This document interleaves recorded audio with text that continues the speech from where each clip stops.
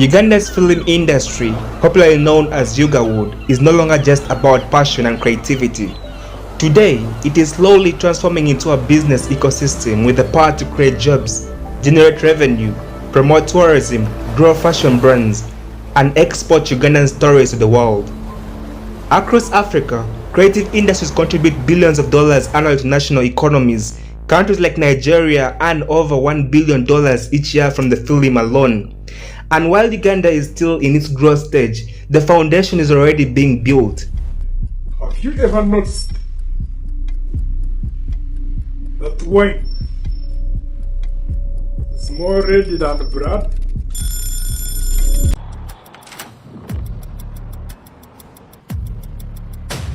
In every growing film industry, the air starts in front of the camera, and then there are silent heroes behind the scenes.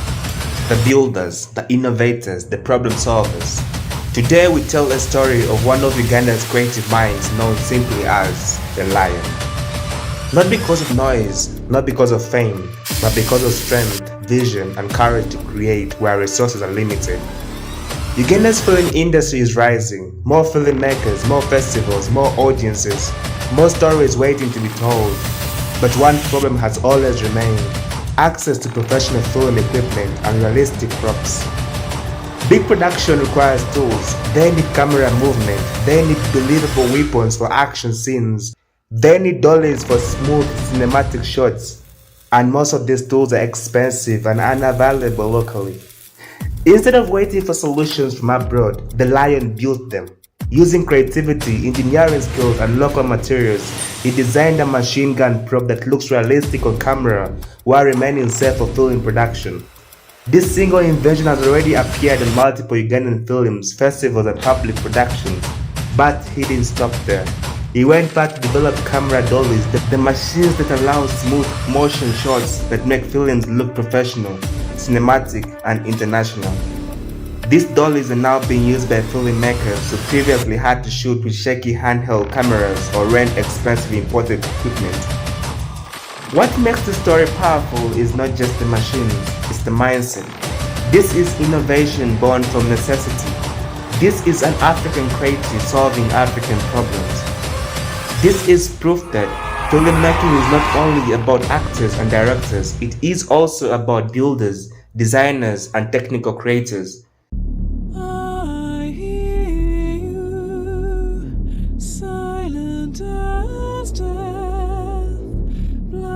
According to the National Creative Sector estimates, film and performing arts contribute millions of shillings annually to Uganda's economy through cinema sales, TV licensing, advertising, streaming platforms, and branded content. And this figure continues to grow as digital platforms expand access. But what makes this industry powerful is not just the actors and directors. Film is a multi-sector economy. Every production employs camera operators, sound engineers, editors, makeup artists, costume designers, transport providers, hotels, catering companies, set builders, graphic designers, marketers, and digital advertisers. One film project can employ over 100 people directly and many more indirectly. This is not entertainment alone. This is employment. This is enterprise. This is business. For years, Ugandan films struggled for global recognition, but that narrative has begun to change.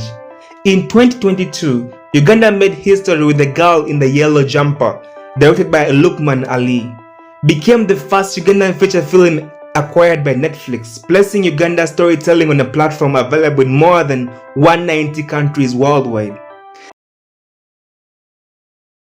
It's okay, we have a conversion, but maybe I could pay your transport, pay for your accommodation, and make sure you eat, and then you could come here with all your expertise, and then we do something good. Because other than that, if we don't collaborate, man, like we don't grow. There is something that you always bring new and bring new, like so. And then now, for example, like those who won like award for last year, when you were like the first edition, some of them have got an opportunity like to work in some high-end films. There's this upcoming film called Slam Bomber. You have heard about it? Most of the actors are coming from Gulu, even when like they came actually from here. So those are like the opportunities that, also like a lot of people come to attend the award. So they get to see people, they interact with people. But now this year we want to make it like much, much bigger. And it would be good if you guys, would come to 25th. How about you, definitely? Yeah, he asked it, yeah. So, it's always no good at this question, Ask. but how do you guys? Okay, because I want to know basically how long this will last to support for filmmakers and the creatives. How do you guys get the funding to support the association? Can someone donate to you guys? Yes. It has always been hard, bro. Like to get funding. So like what we do with this award is we reach out to people, as like those who can support. For example, like for this year, we have 18 different categories. So what we are doing with it, because now we realize that it's hard, unless you're a very big brand, you cannot go there and then MTN gives you like 100 million or like all these brands that reason. But also we came up with an idea that now instead of getting like 20 million from one entity, we let one person or like an entity choose to sponsor one category. For example, like what is your interest in film? Like what is your interest in film? It's into sound, right? Are you? No, this guy is into sound. I'm more into the story. Yeah. So now, are you more into writing, directing? So you would say, okay, maybe I'm going to sponsor like best director for this year's award. So like the little money that I'm going to give, it cannot produce a whole event, but like this little money, make sure like the best director for this year gets an accolade, a certificate, and maybe like some little cash prize to just say, man, well done. So now we have broken down to 18 different categories, and if you're able to get 18 different businesses or companies or entities or individuals who feel like I can put my 1.8 or like my 3 million, so just this category is what I'm interested in. I want to see it grow. And then, but also like UCC do support. For example, like last year they supported a little bit, and like some different individuals who want to see the film sector grow in the north. So basically, that's how we are navigating. It has not been easy, like to get funding. Yeah, it's not easy. Yeah, it's not been easy. At least because you've been there for let's say 4 years, okay, you're in the 4th year. At least it gives you credibility. You're building the community, and now they trust you. I think it's easier, but beginning is always hard. Always. It's always hard. So maybe like since you began recording, right? You can tell us a little bit, just maybe like 2 minutes about Nufa, when it started and stuff. Well, basically, like serious filmmaking not in Uganda started about like maybe 13 years ago or so. So there are people started doing films. There were a lot of training, like the Maisha Film Lab went, and different like UCC went from 2013. They did like several trainings, and then from that emerged like a lot of different freelance filmmakers and like the different film production groups. So you have your production group, you have so like they were all scattered. But I feel like, man, you see, it's good to walk alone, but maybe you're not gonna go far. What if we have like a body that brings all of us? That when it comes to discussing interest of film in North Uganda, we all come together and then talk about it. So then like we started having this conversion on 2022. And then it was registered in October. They elected me to be like the first president. I'm the president of North Uganda Filmmaker Association. So now like tasked with the responsibility of just making sure that like we get training opportunities for the filmmakers, create platform where their films could actually be seen, but then also like to help to advocate for things that actually concern them. So that's how Nufa came. But then after like the formation, then we said, guys are making films. Most of these films are in the art drive. Where do they go? Because they all can't go to Uganda Film Festival or Icon Awards or all these international festivals. So like we said, we'll create a local platform. At least for it's going to be like strictly an indigenous platform. We are not going to accept film from elsewhere. We want to start by accepting film from Northern Uganda. This film has to be produced by a filmmaker in Northern Uganda or from Northern Uganda. You should make a movie. Yeah, so you don't have to live in Northern Uganda.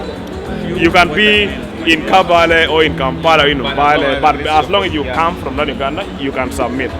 Or if you don't come from Northern Uganda, you can go and shoot your film in Northern Uganda. You could go and shoot in Lera or Arua or Karamoja, anywhere.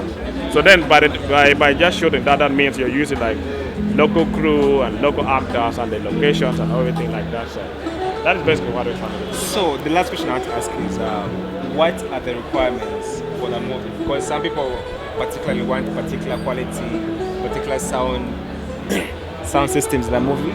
What are your requirements for the movie? So basically, for now, we for seasoned filmmakers like us, we understand what kind of films are accepted into different film festivals. But then we say, look, we are starting here, and like most of these emerging filmmakers don't have the budget, don't have the expertise to do the kind of work that would be accepted, say like at Cannes, you know, or like Sundance. But then like the mere fact that you can even use your smartphone to tell the story, we're interested in that story. We're gonna get there where now we feel like, man, this sound, it doesn't cut. But then also still, all of these submitted films are assessed by a team of very professional jury. Okay. So like for example, like we have 90 films submitted this year. Not all of them are going to be nominated. Definitely. So we have the nomination night on the 28th of February. So from all these 90 films, there are 7 jury members, which come from all across in Kenya, Uganda, USA, and whatever. So now they are going to watch. They're going to come up with. We feel like these are like the best films for this year. For those who don't get nominated, like man, try again next year. It's always a try. So basically, that is like. But then for now, we just encourage like the filmmakers like to submit, because sometimes you just have it in all your hard drive. It might actually be good. If it's not good enough, maybe then you get encouraged out like next time, man. If you see somebody winning and their work is good, you want to feel like I have to do better. But now for now, we still don't have like that. Like the cutting point that if you don't have this kind of Dolby sound, or if you're not using like a Black Magic, or if you're not using like other Alexa, don't submit now. We are not yet there. We're gonna get there eventually, but for now, yeah. Now, guys, the film industry in Uganda is still really small, which means that so many things are missing. There's so many loopholes. There are few filmmakers, few film production houses, and of course, few channels are making money off the film industry.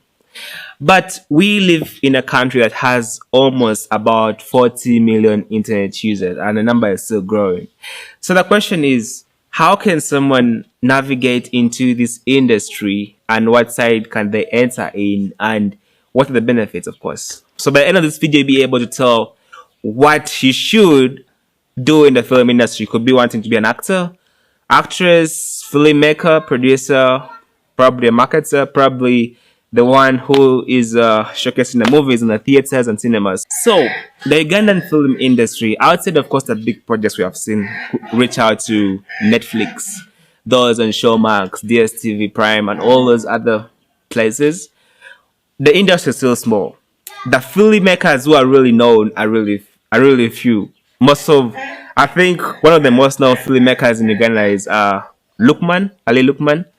Yeah, so the film industry is really small. So for you to really enter the industry is going to take you a lot of work, because those who are really paying for actresses and actors are few, which means that even the money is not a lot, because basically there will be a lot of cut.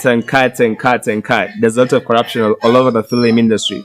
But don't get discouraged. If you want to join the film industry, please, there are a lot of platforms you can start with.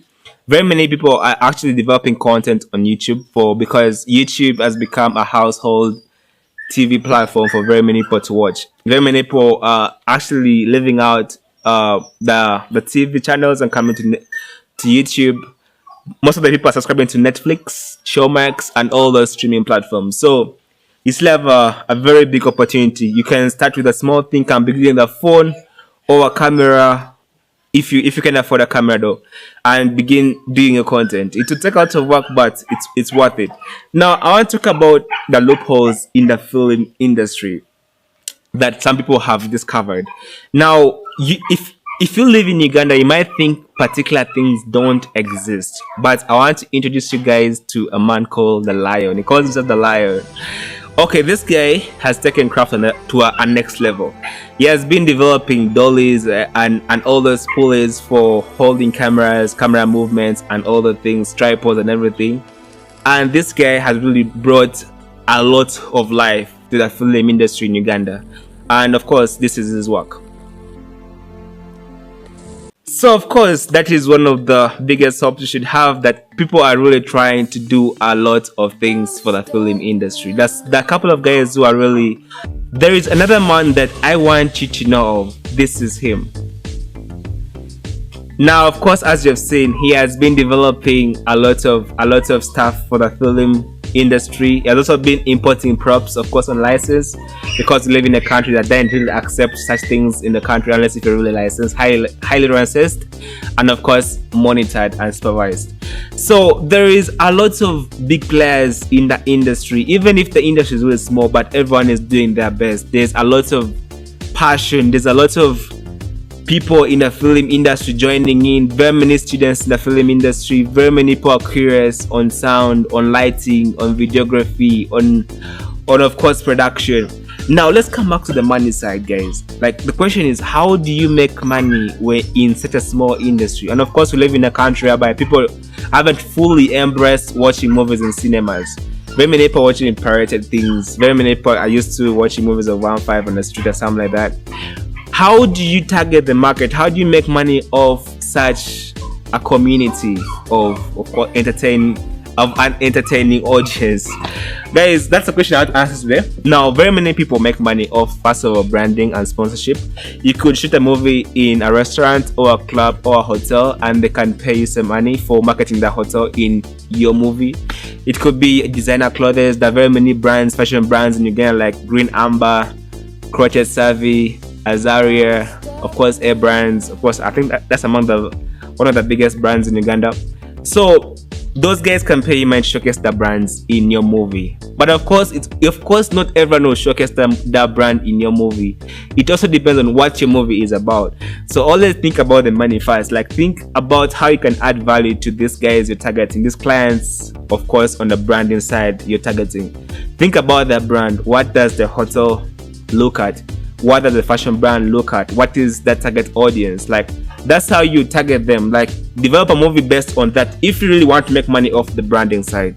Then the other side is selling tickets. Of course, very many cinemas in Uganda, like Cinemax, offer space for hiring their cinemas to showcase your movie.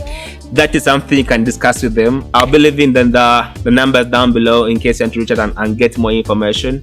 Yeah, very many people can hire out a cinema and then of course sell tickets. So it's up to you. You sell tickets or not, but of course you first have to pay the guys for hiring the cinema, for showcasing your movie, premiering and all that. And in most cases, a movie takes about a week to be premiered in a cinema. So make the calls, make the tickets sell. That's it is. At one point in this channel, I'll be talking about how to market your content. Of course, I'll make it general. I won't just make it about movies, but I'll make it general, movies, hotels and everything. So please keep in touch. Subscribe if you haven't subscribed, because this is about value. On the other side, you can make money off is festivals. I never knew about this until I reached out to a person who's already in the system. He's a filmmaker, and he told me that actually movies make money off the festivals, but you only make money off the festival if you get to win. Yeah, so if you ever make your movie and it's really worth this, the storyline is good, captivative, like everything, good lighting and sound and everything, you could win a prize in the festival. Now, there are very many festivals you can think about. So many festivals in Uganda alone. Now, the other thing you can make money off is submitting your movies to, of course, TV stations. That's if they're interested. Now, guys, never think about a movie basically just by yourself. Like, you have to think about a movie in all angles. Like, what kind of audience does this TV station have? Who are its people? Who are the people who watch the TV station? Do they speak in Luganda? Do they speak in English? All the things will help you develop a movie that is targeting them, and also of course the fashion brands and on all other people. So always take your time to think about everything. So TV stations will only take your movie if, of course, it will entertain the audience. Of course, the TV stations like in Uganda that have a very big audience of the Uganda, and they would want at least Uganda content. So when you take a movie, your English movie or your movie in Kumam or Langi or in Lutero to them and they reject, please try another TV station. It is what it is. It's business for all of us, right? All of us are looking for the money. Money is the end goal for everyone. And the other side you can earn money from is Netflix. Now, Netflix, you really have to have sophisticated production of your movie. Sophisticated, very sophisticated lighting, sound, everything should be on point. But of course, that's one of the biggest platforms you can really earn money from. So the other platforms, of course, are like Showmax, which is just like Netflix. Other platforms are like DSTV Prime. All these platforms will get your movie if it's worth it. Of course, all these platforms have requirements for their movies to be submitted. Of course, guys, like, this is business. They also have an audience which has expectations. That's the reason that's why you must do further research into. If you're targeting to earn money from all these places, you must first of all look at what are their requirements, who are their audiences, what are the expectations. Yeah, it is what it is. So these are one of the ways you can make money off, of course, a movie set and of course everything. And of course, the other part is you can post your movie on YouTube. But YouTube needs a big audience. So if you have an audience on your YouTube channel that is really engaged and fully consistent with you, you can upload movies on YouTube and make off money from YouTube. But one last thing I want to tell you about YouTube is that on YouTube, if you're uploading a movie on YouTube, please make sure that the movie is not really high budget if you're just a starter, because it's going to be very hard for you to bring back that money unless if the movie blows up and gets lots of views. And of course, if you monetize, not every channel is paid, of course. So it is what it is. Please keep the budget minimal. That's the reason that's why if you see very many movies on YouTube that are produced privately by private filmmakers, they're not really very top-notch high quality, because they have to stick to a budget that YouTube can pay for and get more profits for them. So it is what it is. If you've come this far, please subscribe, leave a comment down below, like, and then guys, turn on the notification bell, because this here is about value. So